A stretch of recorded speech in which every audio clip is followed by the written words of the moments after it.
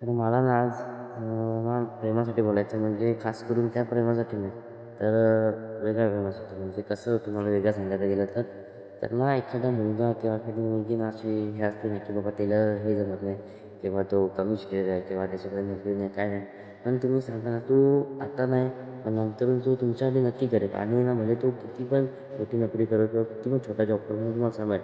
आणि माणसं कशाचं माहिती आहे का, आपल्याला काम मिळालं माहिती असतं. ते काय बोलतात की बाबा तो जॉब नाही करत किंवा तो असंच आहे किंवा ती तशीच आहे, तिला काम नाही जमत, तिला घरचं काम नाही जमत.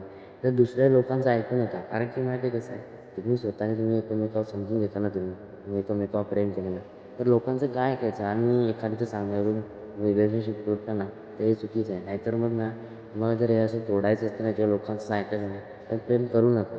म्हणून ना लोकांना तुम्हाला तेच सांगणार. कोणी जर तुम्हाला ना बाहेरचे काम देणार असतील, मी तेच सांगणार. जेव्हा जेव्हा कोणी आपल्यावर जळतं ना, तर ते लोकं अशीच बोलतात. मला तुम्हाला एवढंच सांगायचं आहे की कोणी जर तुम्हाला असं काम करत असेल ना, त्याच्याकडे लक्ष नका देऊ. किंवा आपले कधी-कधी ना आपल्या घरचेच बोलतात की बाबा तू तसं आहे किंवा तो तसं तुला हे करेल, ते करेल.